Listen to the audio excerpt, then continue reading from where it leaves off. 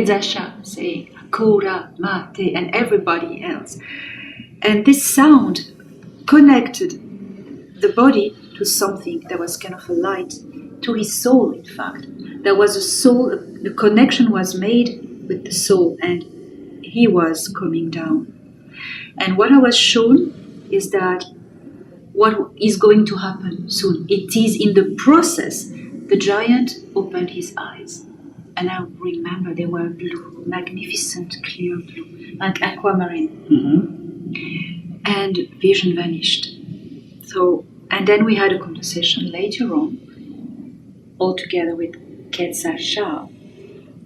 And he said, something has activated.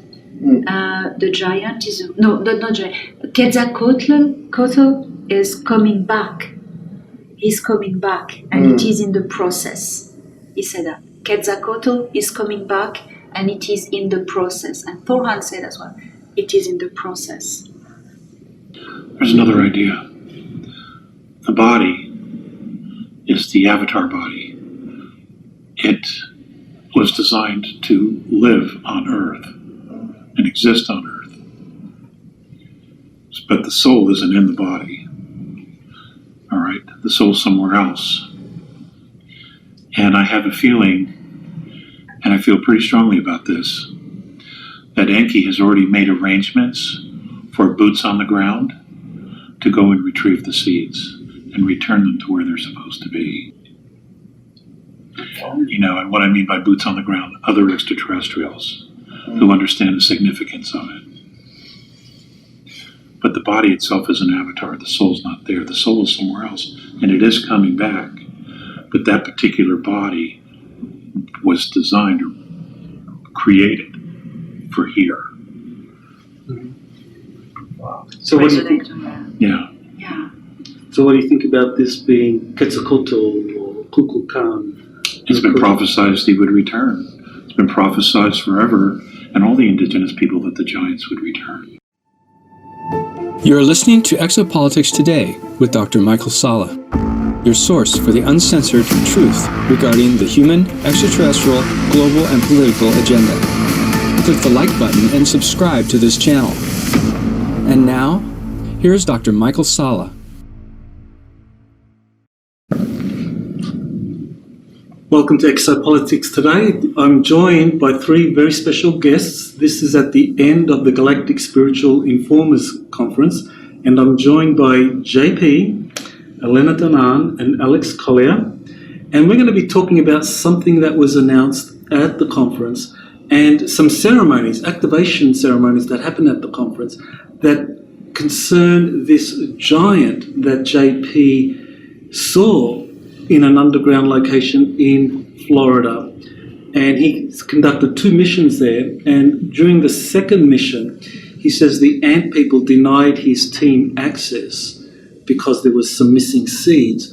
And so he wasn't able to see the giant. So JP, maybe we can just start with you just going over that part of the second mission where you meet the ant people at the entrance to this cavern, and they say they're upset about something, and what do they have to say about the giant? First of all, glad to be here, Doc, Elena, Alex. Beautiful, beautiful, amazing conference. Amazing conference. And it's a mission that we had when we went to the cave system to meet up with the ant people. And as you said in the last interview that we had, they were really pissed off with us giving the seeds or taking the seeds somewhere else, because the seeds were supposed to be here in the United States, and now the seeds are not here, and the things that they have given us. And the location, I actually know about the location. We were talking about this earlier. We know that Europe has a new king. And that's where these things went. Okay. I'm guessing when the king asks for something, he gets what he wants. Interesting. So that the British Crown, the new king, somehow had that kind of influence or authority to be able to have those seeds transported from the US. Because being a king is a generational thing. It goes back, the bloodline goes back a long time. And they know about these things. They know about this, what they have, what the inner earth population have, and the ant people have. And they know about this sleeping giants, sleeping kings that are asleep. Because in their eyes, these sleeping giants are kings. They were like kings. So it's understandable that another king would want something that comes from a sleeping king that is not awake yet. Very interesting. The kind of divine right of kings somehow translates into human kings having some kind of rights over sleeping giants that were kings as well. Yes. So your mission was to find out the identity of this giant. So how far did you get in terms of asking the ant people about him, his identity? Well, I did not clearly get that information from the ant people. They told me that he was really important. And maybe you can show the picture that I drew. Maybe Elena could explain what she felt. Who was this magnificent king that the ant people was protecting? Yeah, thank you for that picture. We'll put it into the video that shows this sleeping king. So you were told by the ant people that he was very important, and that they were protecting him in stasis. Mm-hmm. The reason we couldn't go back after we took the seeds. Okay. So that was what you found out in the first mission. Like in the second mission, that you said that you were supposed to find out who he was, mm-hmm. but you didn't even get that far because they were so upset about the seeds. They put us in this room that had like a marble seat. We sat in that room, and I remember me telling you that these orbs, they were coming in and reading us, and feeling what we were feeling, and they knew who was genuine, who was trustworthy, and who had a lot of love. So these orbs were coming in and out from that room that they had us in. And whoever was doing the negotiation, it wasn't letting nobody in. Okay, so the negotiators didn't have the right vibe, and so the ant people just said, go away. Get the hell out of here. Okay, all right. So that mission didn't succeed in finding out anything more about that sleeping giant. So then now we move forward to a conversation I had with Elena Danaan while we were in Tennessee, and I think we were visiting a cave, Elena, yes. Wasn't it? And one of I think it might have been the Lost City cave there in Tennessee, in East Tennessee. And you had a communication with Thorhan, so tell us what happened. Yes, we were having this conversation about this mysterious sleeping giant and somewhere under Florida. We do not know the location. And I received communication from Thorhan, which happens randomly. I never know when it's going to happen. So I told you I was in contact with Thorhan. It just made connection via my implant device. And I offered you to ask him questions. So you asked him, what does he know about this sleeping giant we are talking about? And you asked him, so first he told you that he was one of Enki scientists. When Enki left, Enki left some scientists on Earth to take care of humanity and to make sure that certain knowledge would be hidden in sacred places. That I think we can safely call these places the halls of records. This person, this specific scientist, was coming from Atlantis. He was in Atlantis. And he went to the Americas, North and South, to hide there knowledge, technology, something. And Thorhan said that. And you asked, could he tell us the name of this scientist? So I asked Thorhan to repeat a few times because I had difficulty to hear. I wanted to make sure.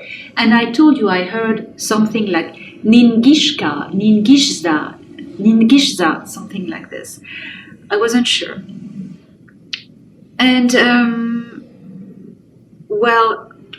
once home, I checked on internet and I told you, oh my God, there is actually, there was an Anunnaki named Ningishzida who was a scientist, and his name means the god of the good tree, or the tree of life. And in Ningishzida you have also the word vine. And when I read vine, I heard that already.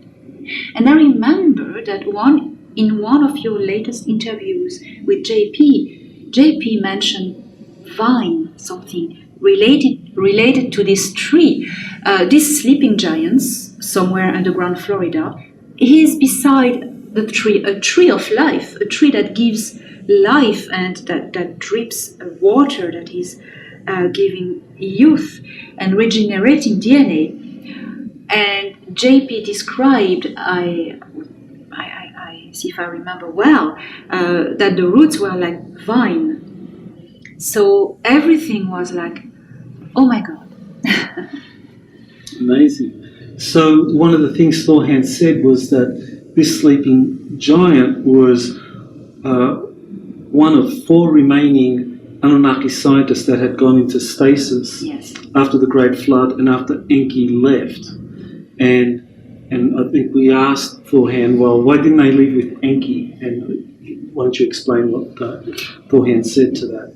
Thorhan said that this scientist left to help humanity, to look after humanity, because Enki had lost the conflict, the battle with his half-brother Enlil.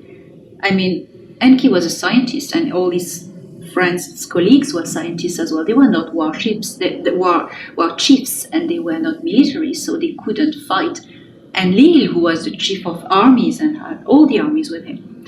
So these scientists decided to stay on Earth to look after the people and try to help them, but also to take care of preserving this ancient knowledge and technology to some secret places.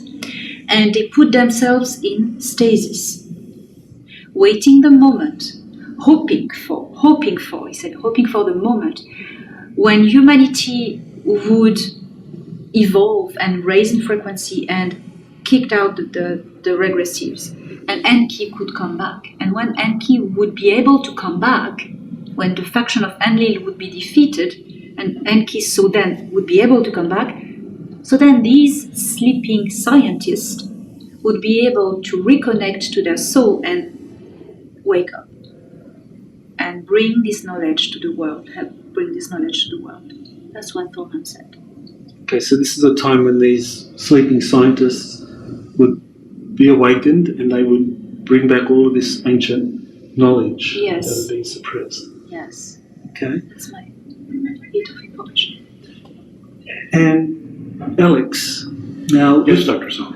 with these giants or these Anunnaki that were left behind, that were geneticists, when you were given information from the Andromedans about the Anunnaki, did you hear about them having left behind some of their scientists in stasis? Well, what do you know about these Anunnaki geneticists that were working with Enki? And of course the power struggle between Enki and Enlil that led to this kind of departure and some staying and some leaving. Well, they weren't specific about them being on the Earth, but they did say that they were in our solar system, and there were several moons and craft that were left behind. Now, there is a very large mining craft in the A ring of Saturn. It is maintained by automatons. And apparently the original crew is in stasis there. And I do not know if that's some of the scientists, but I was told there were at least 7 on board that ship. Now this goes back quite a few years. But you cannot go near it. You can't go anywhere near the craft because it has a defense system, and the automatons will protect it as well. And what I mean by automatons are like human robots, okay? But they're made of a polymer, so they move very well. They have agility and athletic skills. They're the ones who do the maintenance, make sure everything's still running, etc., etc. Now, the only reason to leave it there is that at some point they expect to turn it on and wake up the crew. That would be the only reason to leave it here. Mm-hmm. Just as it would be for them going into stasis here underground, somewhere on the Earth.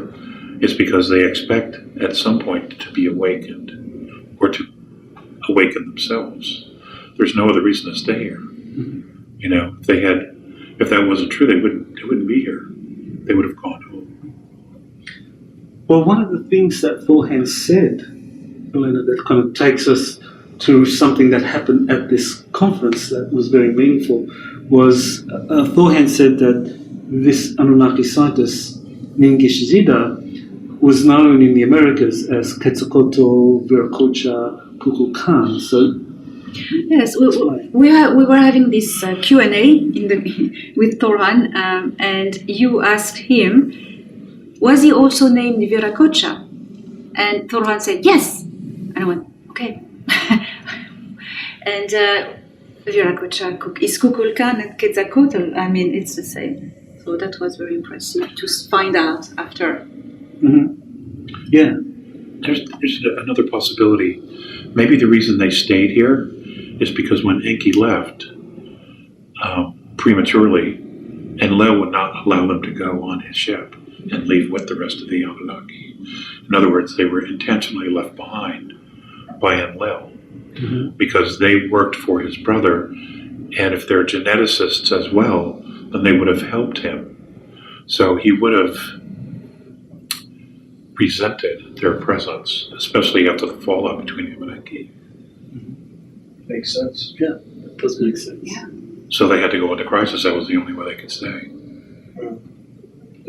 Yeah, the way the Ant people were protecting the temple, mm-hmm. and protecting. It was like really sacred.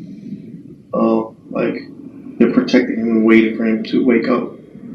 Okay. And you know that inside the box, like you said, it could be thousands of years, but for him it could be 2 days or 3 days that passes by.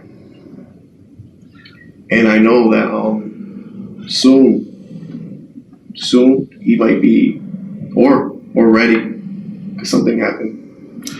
That is really interesting. Yeah, well, let's get to that. Let's talk about that. That kind of something happened at this event, and kind of like just to give people an idea was that when we were doing one of the pre-conference panel discussions with Danny, she had a number of speakers there, and one was Quetzal Shah, and I asked him, well, there's a phrase that JP heard repeated when the Aztec Indians from Mexico went into the Atlantic space arc, and that they were singing and dancing Curiamate, and we didn't know what it meant. But when when we were doing this interview for this conference that's just finished, this Quetzal Shah, I asked him, what does Curiamate mean? And he said that it means a portal from the heavens to the earth. And so, what was it that we did with Quetzal Shah at the conference that you found interesting in terms of activating this giant? we all feel something beautiful of a type of activation. I know Elena had a download in that particular moment when everybody, like almost 1,200 people, were saying Akuria Mate at the same time. Opening up a portal of some sort to a location or to a place to activate something. And hearing how he was doing it on stage, it was the same way the little Mexicans were doing it, going into the ark. The Aztec Mexicans, Indians, they were shaking and Kuria Mate Akuria, and they were like this dancing into the ark, and it was hilarious because we were like, holy shit, look at the Chinese, they're going really slow, and look at them, they're going inside. So the Chinese were pissed off because they could not go inside. But now it's understandable that in order to enter a portal or to enter a realm, you also need to be with it. Say it. You need to say it to activate it. If you're not saying shit, I'm sorry, you're not going to go nowhere. Mm-hmm. So there's certain, I don't know if I can say spells or certain kind of words. I don't know, maybe Elena know more about the spiritual part of this, but we don't give a shit. We're just there to do our job, you know. We get sent we're sent to do a mission, and we do our mission. But that's what I saw, and that's what I felt. And it's the same thing. It's kind of the same thing what I felt in the ark. It was amazing. Yeah, that is amazing. So that's very interesting that this Mexican Aztec shaman was dancing and singing Akuria Mate exactly like you saw on the art. So Elena, you had an experience, you saw something, or I guess you had a communication. Yes. When that ceremony was happening, with 900 people, and so tell us what happened. Well, first, as a druid, as a druid myself, I discovered a lot of similarity in the way the druids practice opening portal rituals with the Mayans. I had this discussion later on with Quetzalcoatl. So I was quite receptive to what he was doing, and I was conscious he was opening a portal. And when I heard the words, I thought about JP, what he said, and oh my God, Quetzalcoatl is really opening a portal. And there were near to 1,000 people in this room, repeating all together, Akuria Mate. We were all that, and we raised our hands to the sky, and it was absolutely powerful, and something happened. I could feel the ground vibrating. And we are in Florida as we're speaking today, and that is around somewhere in Florida that is not here but somewhere else that this giant is close enough. Yeah, close enough. No coincidence. So I was feeling these things, and my implant went ping. Thorhan, yeah, good moment. And he showed me images. Actually, it doesn't click. He showed me images and a vision, very powerful vision, as if I was there. Honestly, it's like if my consciousness was transported there. And I saw this from the trunk to the bottom of the head, elongated skull, white person, high cheekbones, straight nose, a beard that was put around his neck. It was so long, and his top of the clothes was glittery, white or gray, glittery. And there was the sound of, could hear Quetzalcoatl say, Kura, Mate, and everybody else. And this sound connected the body to something that was kind of a light, to his soul, in fact. there was a soul, the connection was made with the soul, and he was coming down. And what I was shown is that what is going to happen soon. It is in the process. The giant opened his eyes, and I remember they were blue, magnificent, clear blue, like aquamarine. And vision vanished. So, and then we had a conversation later on, all together with Quetzal, and he said something has activated. The giant is not giant. Quetzalcoatl is coming back. He's coming back, and it is in the process. He said that Quetzalcoatl is coming back, and it is in the process. And Thorhan said as well, it is in the process. So like if we go like in a scientist view, if that box is really controlled by time, maybe a blink of an eye could be months in our time. So his eyes are probably still open and closing and opening, and probably trying to wake up. So because time runs different there, so this can happen anytime about him waking up. So we feel. So there's another idea. The body is the avatar body. It was designed to live on Earth and exist on Earth. But the soul isn't in the body. All right? The soul's somewhere else. And I have a feeling, and I feel pretty strongly about this, that Enki has already made arrangements for boots on the ground to go and retrieve the seeds and return them to where they're supposed to be. Holy shit. You know, and what I mean by boots on the ground, other extraterrestrials who understand the significance of it. But the body itself is an avatar. The soul's not there. The soul is somewhere else, and it is coming back. But that particular body was designed or created for here. Wow. So what do you think? Yeah. Yeah. So what do you think about this being Quetzalcoatl or Kukulkan? It's been prophesized he would return. It's been prophesized forever, and all the indigenous people, that the giants would return. And that's been known for a very, very long time. I believe even Edgar Casey said it, that the giants would return or would wake up. Yeah. One of the things we kind of like covered in the conference was the idea of the alchemical practices coming back, and these giants, and particularly Ningishida.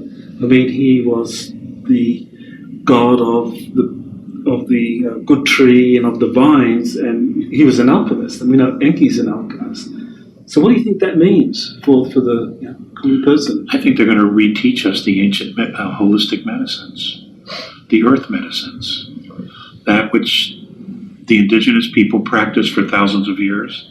But then a lot of that's been lost because they were trying to kill them all off.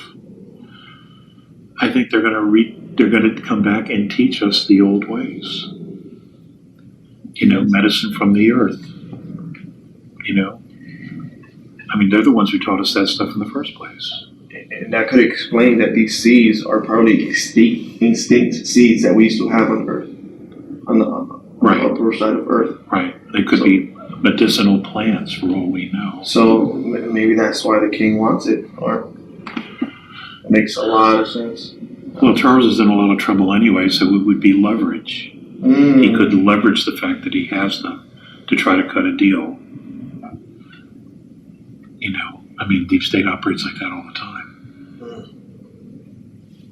Well, Michael, you mentioned in one of your videos the fountain of youth that was sought after in Florida by ancient explorers. Yeah, well, Ponce de Leon is known to have searched for the fountain of youth, and the myth was created because there was some knowledge that there was a tree somewhere that did something, or, well, the fountain of youth, a mythical tree of life, and it seems that he had heard about it, and that the Indian traditions at the time talked about this. Maybe now it doesn't, but we know now, based on what JP saw, that tree of life. That tree was amazing. Let me tell you, Doc. Yeah. That tree has straws that feeds from the river, and then it comes back, and the sap is so red. It's similar to those trees from Madagascar. And when you cut them, it bleeds. Now that's interesting. Now it said there were 4 giants.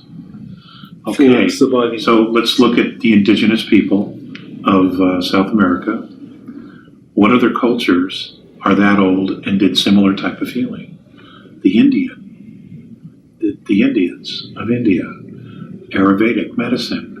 Okay, we know that the ancient gods all practiced that, and they were all the same. They were I think in many ways they were the exact same people, but they had different names because of the different languages of the cultures. But the medicine is similar, very similar. So it may be that another one of the giants is in stasis somewhere in India with seeds. Yeah. And then what would be the other? Would be China. Could be one of those pyramids that they won't let anybody near. Okay, with seeds. And, then we're looking at either the United States or Indonesia, where they practice the same kind of medicine. They would scatter them around to make sure that they would all survive. You would never put them in all one place.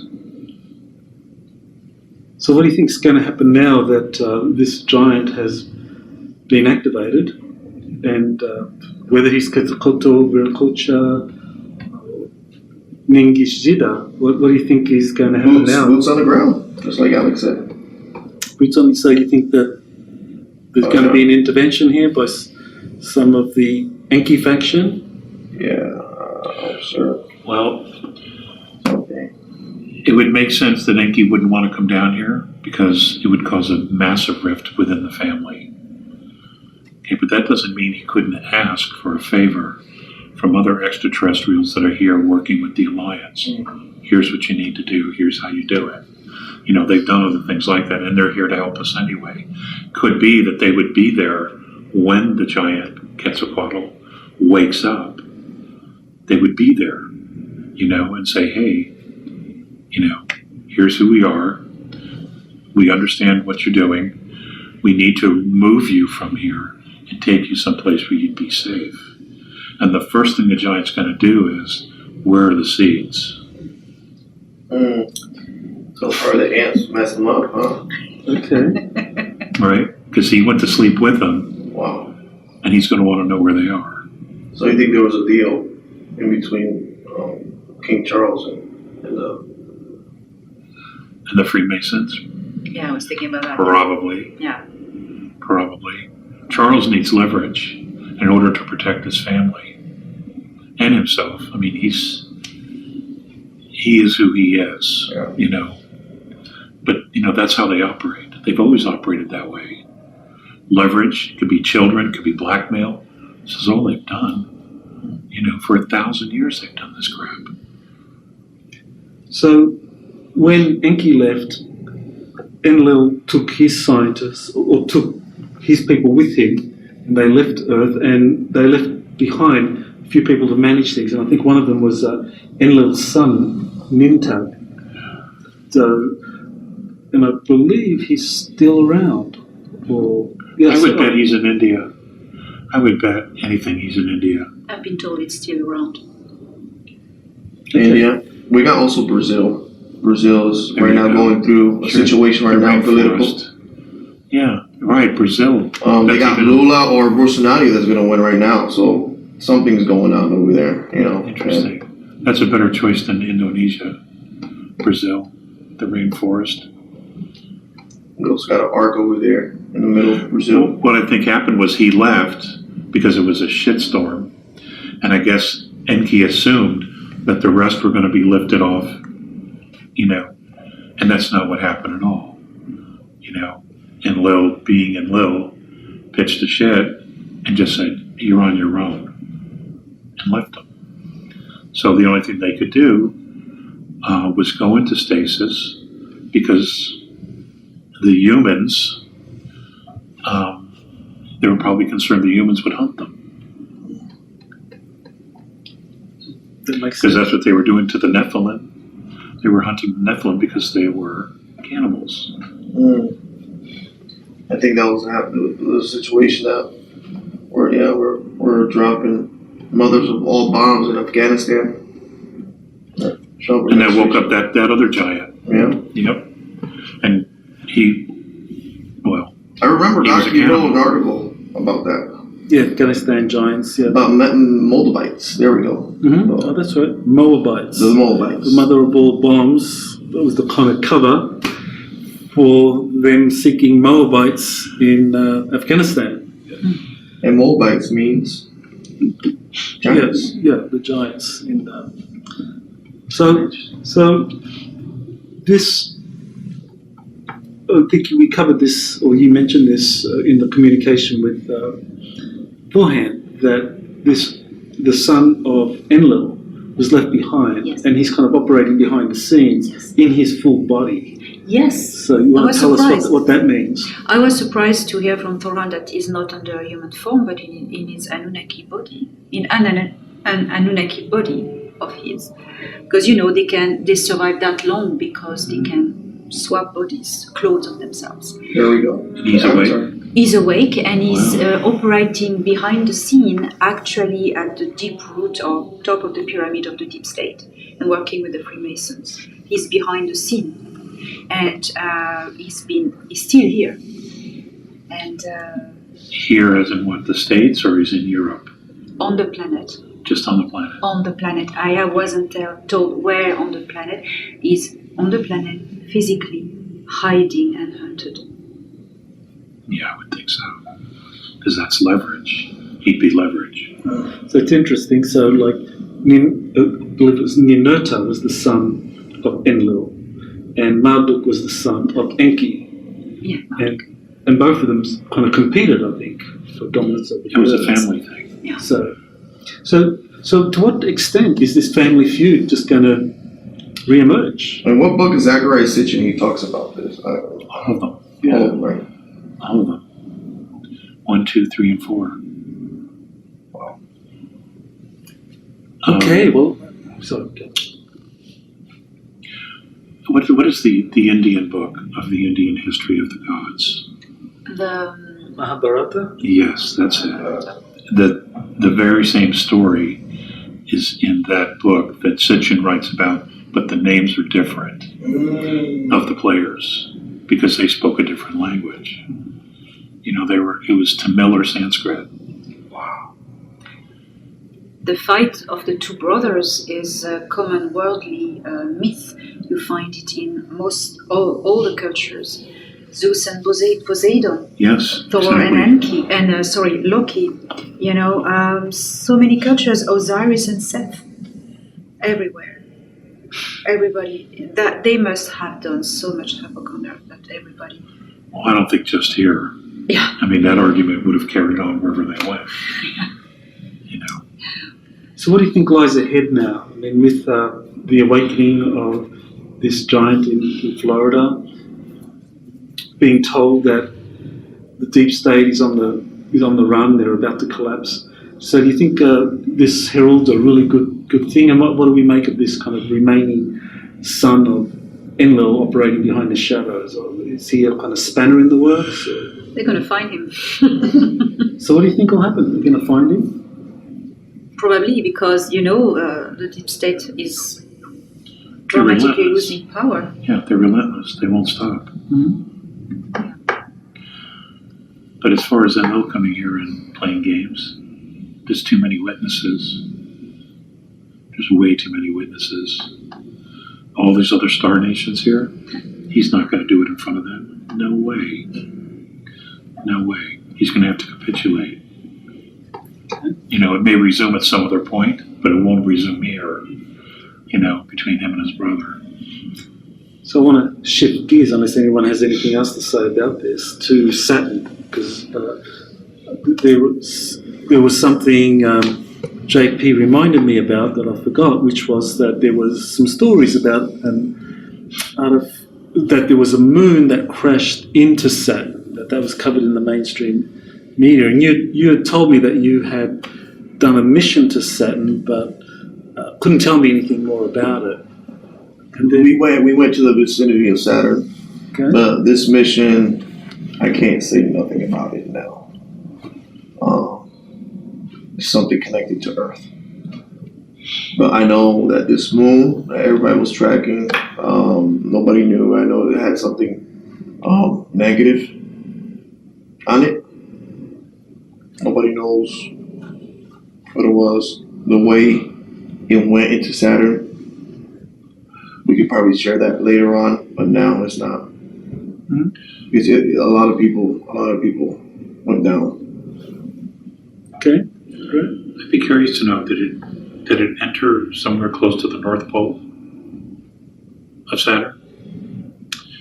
Okay, now that's the reason that Saturn got tilted. Okay, because when they turn on CERN, the portal, they have it aimed at the North Pole of Saturn. That's where they're trying to open up the portal. Is at the North Pole, the hexagonal opening, the top of Saturn. Mm-hmm. That's where it's aimed at. Mm-hmm. They've done that since day one. It's almost as if they're trying to open it to get something or release something that's inside. Okay. Now you actually had some information as well about Saturn, about what was on Saturn and what might have been destroyed, or what this story of moon crashing into Saturn might have been a cover of. Well, I just asked the question, maybe it wasn't a moon. It may have looked like a moon, but, a lot of the moons and very large asteroids in our solar system are ancient craft. Yeah, we know they're crafts. Yeah. And they're everywhere. Mm-hmm. So, was it a rescue mission? Were they trying to open the portal themselves? I mean, it's very difficult to say, but, when you look at that and where it crashed, and you look at the idea that CERN is clearly pointed, which they've even said in their notes, the notes that were between scientists moving around, they were trying to, when they turn on CERN, it is pointed at the North Pole of Saturn. That's been known for years. Very interesting. That can't be a coincidence. I know David Icke was always talking about the moon, Saturn, Earth connection, that was somehow part of the control system. So I'm wondering if, whatever it was that crashed into Saturn was a White Hat Initiative, Earth Alliance, maybe JP's mission, whatever clarity you could have on that. Maybe it's an AI. Maybe it's an AI system. Maybe it's an extension of the Orion AI system that's there. And maybe the moon that they sent or craft was there to try to hit it and knock it out.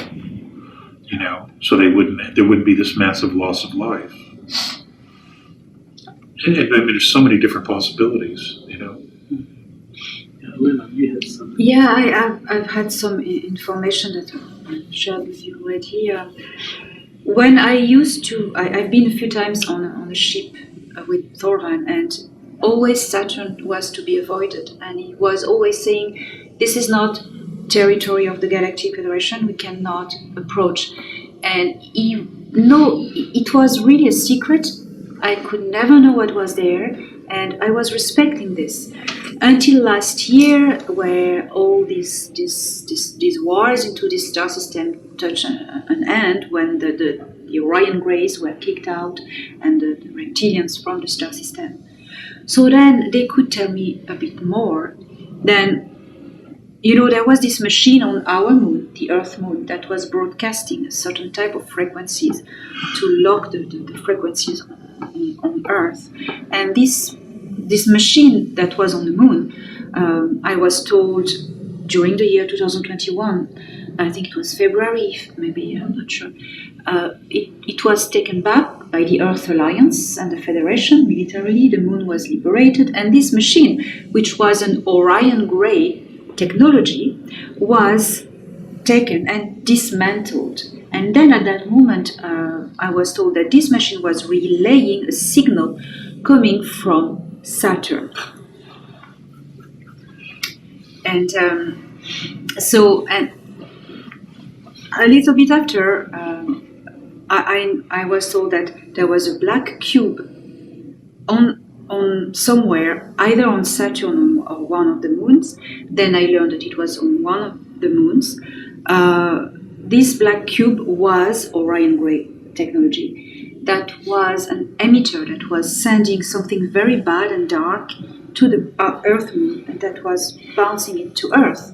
And I was given this vision that Saturn, the planet Saturn, was the thing that was enhancing the signal and giving it power. And I was giving this vision of Saturn covered like a dark black goo web, or all around it, like if the whole planet Saturn was like a spider web, like black.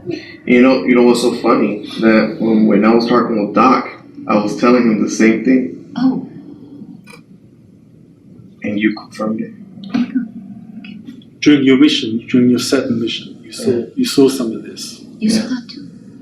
Oh wow. Now you said something also about Enki going back. Yes. So yes. So this Orion Gray technology was on Saturn, and it's one moon. Thoran told me that the Orion Grays had agreements with Enlil's faction of Anunnaki, and the moon was Enlil territory, Enlil faction Anunnaki territory. And since Enlil has lost power in the star system, it's been, Enki said, neutralized. I don't know the extension of what it means, neutralized. Funnily, Enki is back in a big spherical ship that they call Nibiru, in the vicinity of Saturn, between Saturn and Jupiter, but closer to the rings of Saturn, because it's still Anunnaki territory, but now it's not under the rulership of Enki, gone, but of Enlil, I mean. It's not under the rulership of Enlil, but it's still Anunnaki zone. So Enki can come and stay there with his ship at the moment. So, yeah. What do you think, Alex? The Muslims say that their God is supposed to come out of the black cube in Mecca. Oh, man. Oh, God. Wow. It's always been the story that it would open up and the God would step out. Now, could that be Enlil's son? Could he be in the black cube? Could be. And He's on Earth. in cryo or something? Well, that's a bomb right there. So, Ninurta, the son of the son of Enlil, could be in that cube. Wow. And they protect that, right? Like, that's like, oh my God. That's like,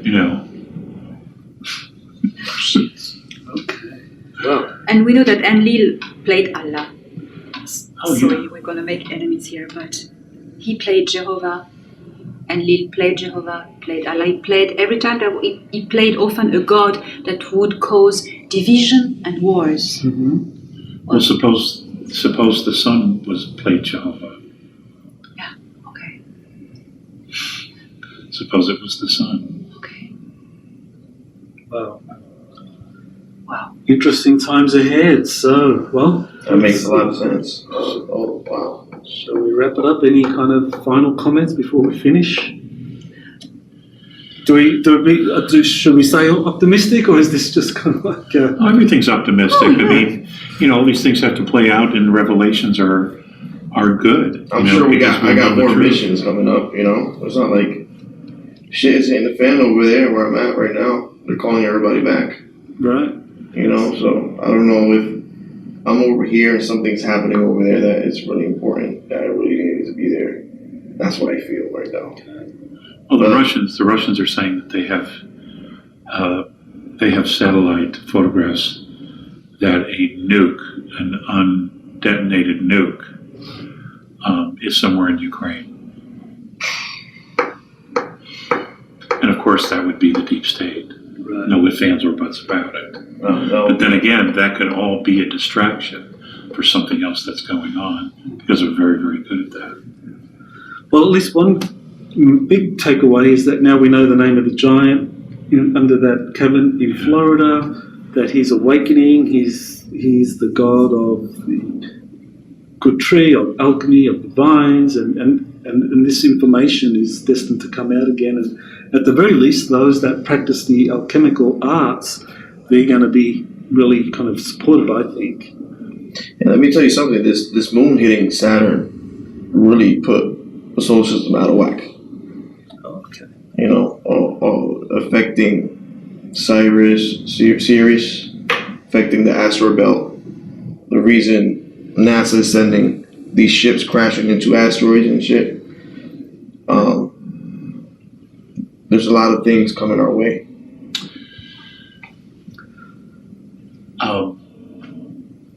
You know, that isn't going to help anything. They have plenty of ships up there that could just blow these asteroids up, you know, or just bump them and move them into another direction, send them in the opposite direction. So I personally, I think that's just a fear tactic.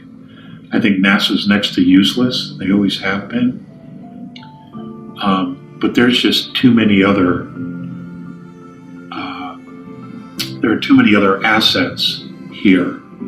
And I think if something were to happen with Saturn, and it would open up, it is my belief that you guys would be acting as support as opposed to being at the front of the line, because this is over your head. You have no experience dealing with this. But the other races, the boots on the ground, they have. They know all about the Anunnaki and how they operate. So, and as far as Mecca, and the other places where the other giants must be, I'm sure they know. I'm sure they know where they are. You know, and if I were Enki, I would make a deal to make sure that the seeds get back. And he's only going to trust boots on the ground, because they could probably walk in and negotiate with the ant people, where we're not going to have that much luck. Not now. No, you know, that trust has been broken. So it would have to be someone new. Well, thank you, Alex and Elena and JP. Really amazing information, and yeah, hopefully find out more soon. So, thank you, everyone. Thank you, Doc. Thank you, Elena. Thank you, Alex. You're welcome. I love. You have been listening to Exopolitics today with Dr. Michael Salla. Please remember to like, share, and subscribe to this channel. Join or start a conversation in the comments. Take the time to explore the vast library of best-selling books, webinars, and podcasts by Dr. Salla. Visit exopoliticstoday.com.